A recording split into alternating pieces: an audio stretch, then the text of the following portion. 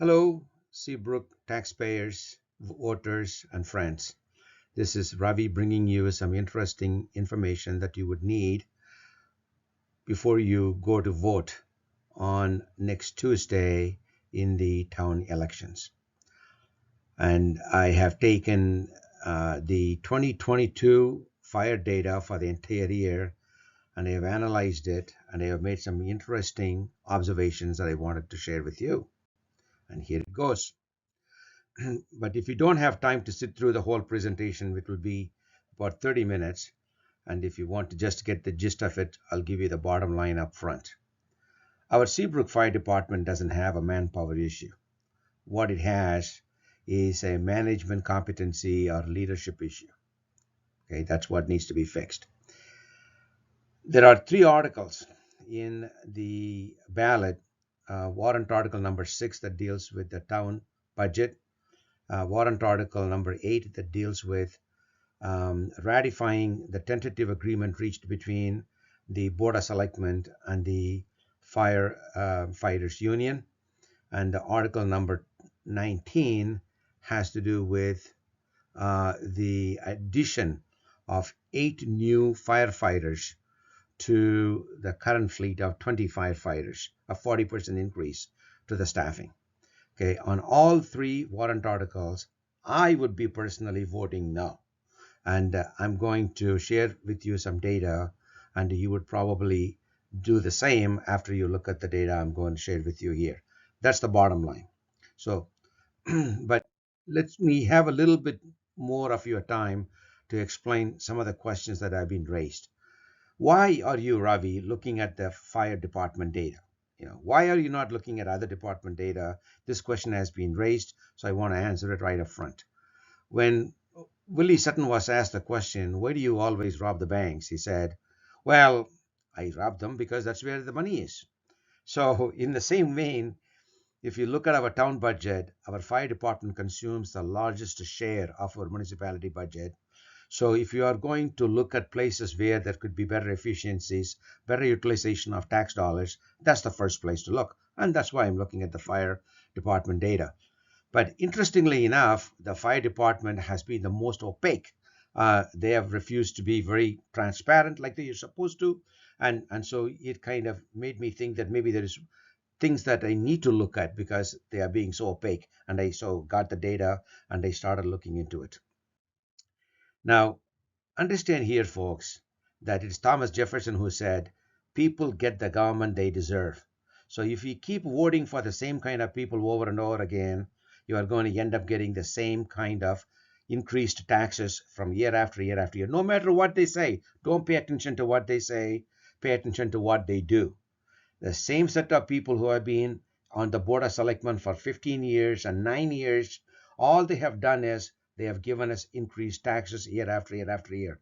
Until they are gone, this problem is not going to be fixed. So keep that in mind when you go to vote on March the 12th. You need selectmen candidates that you should vote for on March 12th. They should be somebody who can bring more business experience into the Board of Selectmen, because you are going to see how I present this data to you, and that will tell you what good business experience could do in being good stewards of the taxpayer dollars. You need to have people who will stop dividing the town into beach versus the uptown, and people who keep dividing the town in terms of taxpayers versus town workers. No, we are all in it together, but all that we are trying to do is to make sure that we keep the wonderful services that we have, but we are trying to find ways where the tax dollars are used in the most efficient way, and so that it is fair for everybody. That's what we are trying to do. So with that preamble, let's just get into the details. Okay. When you take the 2022 call data into the fire department and you put it on a chart like I have done here, where x-axis, there's one data point for every day, and the y-axis are the counts. When you look at that, the chart looks like this. The blue line represents the calls coming into the department, and the orange line are the dispatches. So what's the difference? Not every call that comes into the department translates to dispatching of equipment. Okay, so There's a difference between the two. Dispatching is what really is cost prohibitive. The calls, you take the calls, that's not a big deal. That's just a phone call. But we need to take a look at them both. When you look at this, the biggest observation that I make from this is that for the interior of 2022, the number of calls is uptrending very, very slightly from January 1st to December 31st. Same way, the number of dispatches also trend very slightly upwards from January 1st to December 31. By the way, neither of these two uptrends are dramatic. They are very, very gradual. That means if you were to take similar data for 2021 and stack it to the left and 2023 and stack it to the right, there is no reason to expect why this trend will be dramatically different in those 2 years. Okay, so first, I want you to understand all the claims that you hear that is made by the fire chief that, oh, the population is exploding in this town and the number of calls and number of dispatches are going through the roof. No, they're not. They are increasing, but ever so slightly. Nothing that's earth shattering. Okay, that's point number one.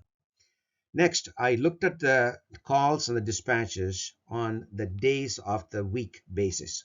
Okay, so here the blue bars are for the calls and the orange bars are for the dispatches. Well, yeah, there is a slight up and down, but by and large, it's flat. Across the week, it's about flat. So what that tells you, it tells you that the workload across the week is somewhat level and is very predictable. In other words, if you are a firefighter going into work and any one of you are assigned days, your work that day is going to be about the same as what it was the last time you went into work. That's what it means. So it's not up and down. It's fairly predictable and fairly level. Now, overall statistics, what we find is that the number of average number of calls, those are the red bars, the average number of calls per day is about 10. The average number of dispatches per day is about 7. Remember that our fire department has 20 firefighters, including 4 fire captains, and they are arranged into 4 platoons, each platoon with 5 people, including 1 fire captain. And each platoon works 1 day and takes the next 3 days off. And then they come back the 5th day, and then they take the next 3 days off. In the intervening days, platoon 2, 3, and 4, they now take the day to come into work.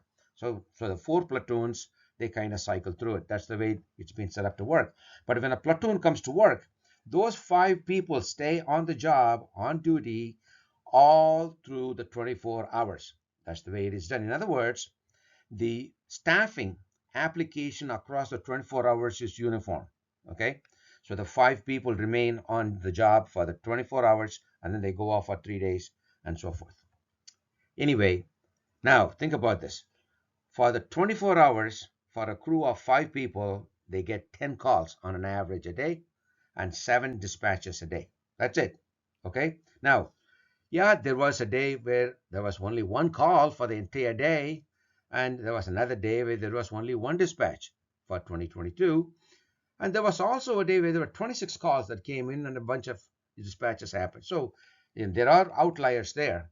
However, when you look at the median, it's 10 and 7, which means when the median numbers are close to average numbers, it says that the data is fairly flat. Okay, so that you can be very comfortable to say on an average, the number of calls per day is 10, the number of dispatches a day is about 7. Now, if you take all of that and you look at what the dollar implication it makes, considering that our fire department budget for 2022 was $6.5 million, and the total number of calls they handled was 3,680, and the number of dispatches they had was something like 2,700, the cost per dispatch is about $2,400. Okay, that's a lot of money. Every time there is a dispatch, we are talking about $2,400. Well, by the way, a dispatch could be just 1 ambulance or only 1 fire truck, or there could be multiple ambulances and multiple fire trucks. So if you want to look at that in terms of actual number of vehicles leaving the fire station, there were many instances where there were fire trucks leaving, many instances there were ambulances leaving the fire station.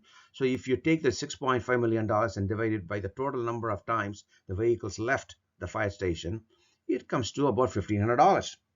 So anytime a vehicle rolls out of the fire station, there is a $1,500 cost to the taxpayers. Okay, that's the number I want you to keep in mind. Okay, terrific. Let's go forward. If you were to take the call data and arrange it in terms of the hours of the day, this is how it looks. Okay, on the x-axis you see the hours of the day, hour number 1 all the way through hour number 24. In the y-axis you see the counts. The blue bars are once again calls, and the orange bars are the actual dispatches. Okay, interesting thing here is that very low number of calls and dispatches in the first 8 hours, large number of calls and dispatches in the next 8 hours, and a high number of calls and dispatches during the first 4 hours of the third 8 hours, and then it kind of like tapers off. Also, that the number of calls and dispatches are close to one another during the first 8 hours, very different during the second 8 hours, and they are once again going back to be about the same between the call and dispatches during the last set of 8 hours. Okay, keep that in mind. But if you were to look at the calls and dispatches by property classes, we see something interesting. First of all, of all the calls that came in, 26% of the calls resulted in no dispatches. Okay, of the remaining 74%, 12% were calls for fire service, and the remaining 62% were medical calls. Okay, you know what is really interesting here is that the what do you expect your municipality to do? You want them to pick up trash, plow snow. You want them to protect us from thieves and criminals, and you want them to put out fire. Now, providing ambulance is not one of the 4 essentials or one of the mandated services. The first responders need to, enforce the law and put out fires. Somehow, the ambulance has become part of the fire department, and the ambulance has now become the majority of what they do here. And it is combined with the fire department as if it is something that must be there. No, there's no reason to do that. Many communities don't have that, but yet in our community that has become sort of the norm. So the medical calls, medical dispatches, if you look at them, of the 62%, 15% are they just involved only one ambulance. The remaining 47% had one or more ambulance and fire truck. Okay, so if you were to only look at the 74%, out of the 74%, the 62% is for medical calls, which is in reality 84%. So the 84% of all dispatches are for medical calls and 16% are fire. So even though fire is the one that's mandated that the municipality need to provide, what we really have is a paramedics department that happens to handle fire services. Okay, that's what we really have. And that's one of the reasons why our costs have run way out of control. If you look at the costs by property class, as you would expect, residentials made most of the calls. Commercial property classes made the second most number of calls. The third category are the tax exempt, which are town buildings, schools, churches, and so forth. But the commercial and the traffic related calls were only 4% each, not very much. And then there are recreational, and there is some out of town calls and so forth. So those are all small numbers. But the big things are the residential and the commercial. So let's take a look at those. If you take the commercial property class, and here is all the medical calls, ambulance calls, here are the fire calls. These are the calls that resulted in no dispatch. If you look at the fire calls, the ambulance calls, the number one top, this is the top 10. Number one caller of the ambulance is Walmart. Okay, clearly the ambulance call coming from Walmart means the shoppers need some help. Okay, and the shoppers may not always be Seabrook people. It could be Massachusetts people, but they make the ambulance call, and we end up serving them, and that happens to be the very top one of the top 10 high runners. When it comes to fire service, though, the highest number of fire dispatches were to Linda's breakfast. Okay, now this kind of data analysis is very important. Why? Because it tells you where these things are coming from, so you can ask some questions. For example, why is that Linda breakfast and Bob's furniture number one and number two for the fire dispatches? What is special about them? Why are they calling? Why do we end up dispatching our fire trucks so often to them? Okay, maybe that we need to do something with the way we inspect these businesses. So these are questions that we need to ask. We need to go after them. We need to find ways to reduce the number of dispatches that we make to these businesses, and that will help us bring down the overall cost of the fire department. Okay, that's why analysis like this is very, very important. No one has done this in the town of Seabrook. All that we have done is that keep throwing money at it, and that's why the fire department has gotten as big as it has gotten in terms of budget consumption. When it comes to residential property class, the number one caller of the ambulance is the Rockingham Village Apartments. And the fire dispatches, once again, they are the ones who are at the top. Okay. Now, it is pretty curious, right? When it comes to medical calls, they are 4x the next in the top 10. In terms of fire dispatches, they are 5x relative to the next one. Okay. Now, questions need to be asked. Why are these particular properties uh, creating so much demand on our ambulance and fire service? Okay. What is that we could do to, number one, either have them call us less, or have them pay more for what they are doing, so that our the cost of supporting them is not spread over the remaining taxpayers. Okay. These are the types of questions that we need to go after. This is the type of work Board of Selectmen should be doing, okay, which is not what you normally see happening in our board. So let's go back and take a look at the hourly distribution of the calls and dispatches into the fire department.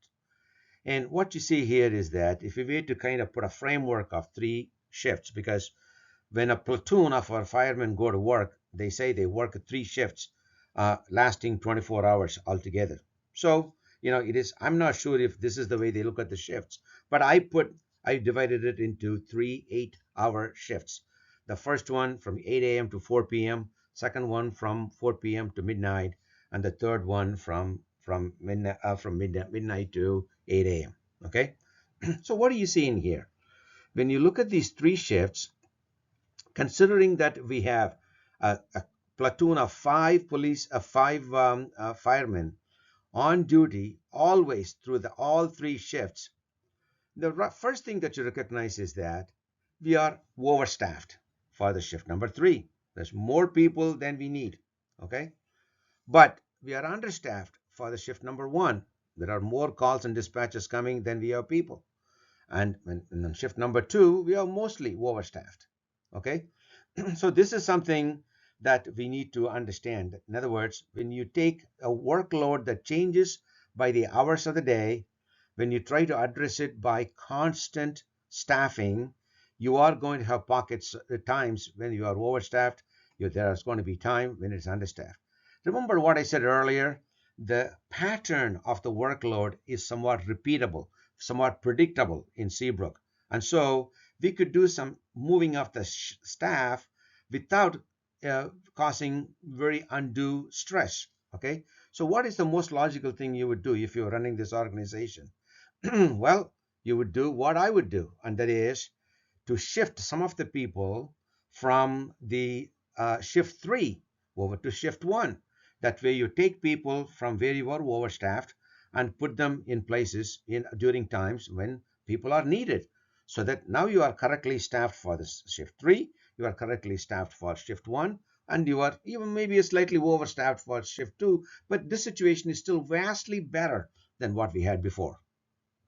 Okay, and that is an important thing, that if you and I were running an organization, this is what we would try to do before we go and ask people to pay up for 8 more firefighters so that I can increase the staffing once again flat all the way across all 3 shifts, which will exacerbate the overstaffing situation in shift number 3, and it might solve the understaffing problem in shift number 1, and may still exacerbate the mostly overstaffed situation in shift number 2. So that is not the way to go. That is a waste of taxpayer dollars. The right way to do that would be to right size the staffing for each shift so that it matches the predictable demand that we have for people, the firemen that we have in each of the shifts. There is also another claim that's been made. Oh, one of the reasons why we are running up the overtime is because when we have one dispatch, there is another call that comes right back. There's another dispatch that's required within before we can get the first crew back in. Well, so I looked at that, right? And they said, okay, how many dispatches occur within 30 minutes of the last dispatch? And there are 453 for the entire year. Okay. So in 453 occasions, over 365 days, we had a second dispatch required within 30 minutes of another. So the problem is not as dire or as dramatic as we have been led to believe, and where we have been sold. Okay, there is little over one dispatch a day within 30 minutes of another. Okay, so this is something we need to understand, and a lot of these things are stated to us in a very hyperbolic way. No, but when you look at the data, it gives a completely different story. So what are the conclusions? Our fire department is basically a paramedics department, 84%. Okay, and with about 7 dispatches a day and 5 firemen working per platoon during the day, our department is not overly stressed. Okay, that's so it's not heavily loaded. Now, true that during one shift in the middle of the day, there are a lot of calls and dispatches that need to be handled. And the way to address that problem would be to take the people who are in the overstaffed shifts and apply them to the shift where we are currently understaffed. That has to be done first, and we have to take a look at how that works out before we go out and ask the taxpayers to pony up another $2 million in taxes from here to perpetuity. Okay. And finally, we should have on-call firemen available. So even after we do the shifting of the staff, if there are some outlier situations, we need to be able to call on people to come in very, very rarely and be able to meet the needs of the community. Okay, so these are the conclusions. So the bottom line is this. Adding 8 new firefighters to our fire department, it will help shift 1. It will vastly waste the taxpayer dollars for the remaining shifts. Okay, so for article number 19, it's a no-go as far as I'm concerned, because I've looked at the data. Okay, and we do not have a manpower issue. It's just a poor management, and the management competency and the leadership issue is what is creating the artificial problem that they are stating to us, for which they are trying to solve by adding more people at the cost of $2 million per year from here to perpetuity on the taxpayers' backs. So no need to do that. I'm not going to vote in favor of it. Neither should you. Okay. Some more background information before we close out this presentation. If you have been following the Board of Selectmen meeting, you probably know it has not been easy for me to get usable data from the fire department. I first asked for it in 2022. 6 months after I asked for it, I was given handwritten data, and then 2 months later, I was given the data that were electronically entered, but not in an analyzable form. So I really couldn't do anything with the data without really putting a lot of time into it, and I didn't have the time luxury of doing that up until the Christmas vacation of 2023. I sat down and spent many, many, many hours transforming the data that was given to me in a totally useless form into data that I could put on the Excel spreadsheet, so that I can now take the voters checklist that I bought with my own money from the town clerk, which has the correct addresses in the right format, and map them on to the fire data that we received, so that I can cross correlate that with the data from the assessor's office that map the various addresses to the property classes, so I can talk to you about the how the calls and dispatches are happening for the different property classes. Okay, so a lot of work had to be done to get there, because the fire department has been very opaque, and they have done everything from delaying and obfuscating, obstructing and arguing and distracting, everything possible to not share the data openly with me. But the more they abstracted it, the more motivated I became to want to analyze the data. And here I have shared the wave tops with you. There's mountains of other data that I know from analyzing it. I'm not putting them in here. Just I give you enough information that will be useful for you to make up your mind when you go into vote for the warrant articles on March the 12th. Now, I already talked about warrant article number 19 about adding 8 new firefighters. I'm not going to vote yes for it. I'm going to vote no. The next one is to do with the warrant article number 6 that has to do with the proposed budget for the town of Seabrook, and I'm going to vote no for it because the proposed budget contains $350,000 increase to the fire overtime, okay, on top of its 2023 budget, and I really don't see any reason why we should be spending more overtime money on the fire, because the problem is lack of good management, not the manpower issue. So there needs to be some staffing shifts that need to occur to solve the problem, not just throw money at it. So I'll be voting against the proposed budget so that the default budget takes effect, which is slightly smaller than the proposed budget. And there's also an article number 8 that talks about the ratification of the tentative agreement reached between the Board of Selectmen and the fire union.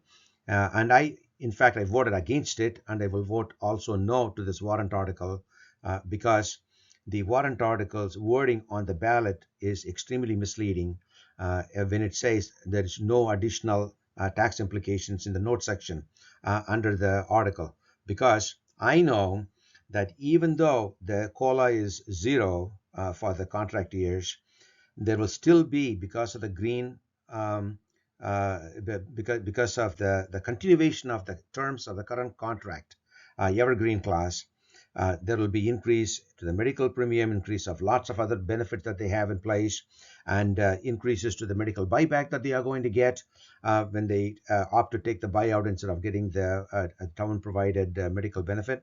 And every one of those increases will accompany with it additional monies the town will have to pay in the form of increased town contributions for Social Security, Medicare, New Hampshire retirement account, the workman compensation, and so on and so forth. Okay, so there is actually additional dollars implications on the town, and hence to us, the taxpayers. So I actually objected to the wording of saying that no other tax implications, but I got outvoted on that as well.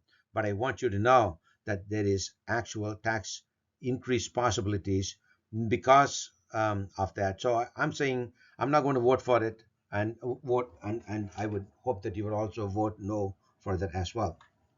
And last thing I want to say in a closing remark is that, as I said in the beginning of this presentation, we didn't accidentally get to the north of $7 million for the fire department budget.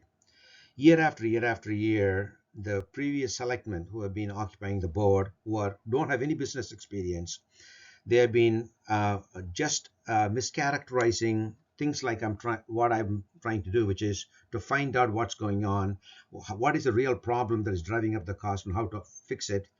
They take my effort to want to find these things out, and some ignorant people have been saying that I have some kind of vendetta against the fire department. I don't. I like the service. I actually like the people who work there. The reality is that we, as stewards of taxpayers, need to be very smart and to really understand that every tax dollar that you are sending to us is used in the best way possible. And right now, they are not. And if you were to send even more dollars to the town will happily spend it. Not necessarily they will use it efficiently. They will continue to spend it the way they are spending it. So what I would say is that we got to where we are because of the makeup of the Board of Selectmen up until now. Okay, so you have an opportunity to change it, and so please exercise your vote. Okay, like I said before, people get the government that they deserve. So if you want good business people on the board to analyze the spending properly, so that every tax dollar that you send to the town works to the fullest, you have to vote for a change. Okay, so you know what to do. Okay, if you have any comments, please provide that in the comment line below. Call me, write to me, email, whatever you want to do. I'm always available. I read all the comments and I respond to all the emails. So, and if you want to have your friends write to me, by all means. And if you want you add your friends to a mailing list, just call me and let me know. I'll be happy to do it. Okay, that's all. Thanks a lot. I'll talk to you. Bye bye.